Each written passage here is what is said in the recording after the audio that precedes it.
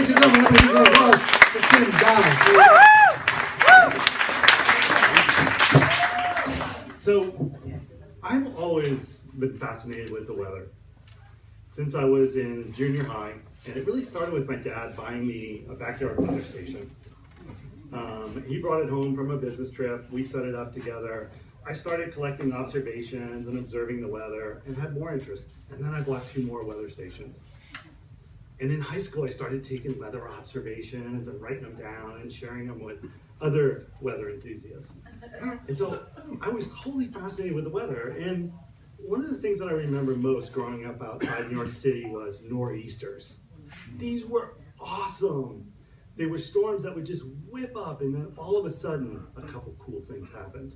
One, I got a snow day. Didn't have to go to school.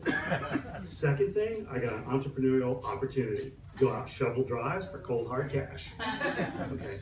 So I have a passion for the weather.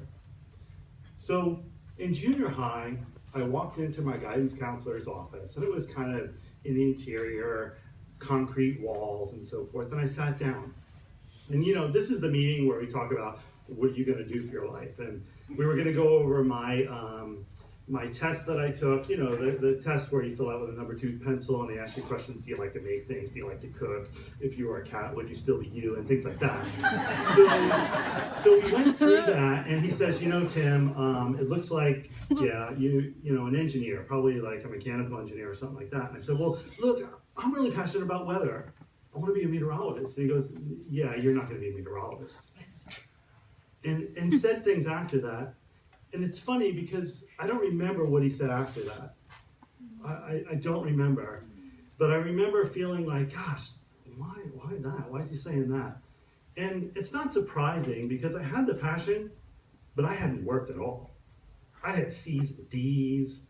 I graduated, my class rank was in the top 4th quartile of my class. And so I didn't do any hard work. And that was a wake-up call. He told me something that I didn't want to hear. And so at that point, I kind of did a little shift and went to junior college, started taking classes at night, kind of caught up. My senior year, I caught up more, went on to graduate high school and then onward. And I think one of the things that I realized then was passion and some hard work can get you somewhere. And then more recently in graduate school and then with a company, a CEO here in town, my graduate advisor would tell me really hard things like, this does not make sense what you're saying. And the CEO of the business I work at, when we would write things, he'd write in red ink, this is nonsense, this doesn't make sense, what are you trying to say? All these things. That was really, really hard to hear at the time. But later on, one of the things that I realized is that these folks, if you work hard and you have passion, they're going to tell you the truth. And I love it. And when you act on that, all of a sudden they switch and they become your biggest champions. And that was one of the things that I really learned. So to kind of complete the story, I graduated college with a degree in meteorology, went on to graduate school. I've worked for 25 years here at a company in Petaluma. We have about 12 meteorologists here. In my apartment above graffitis, I have 2 backyard weather stations still. So what I did after I graduated college is I went back to the high school.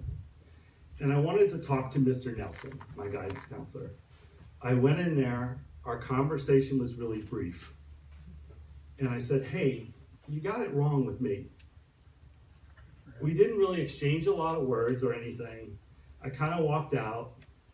It didn't feel great, but I really learned something. And was that the best advice that I ever got from him?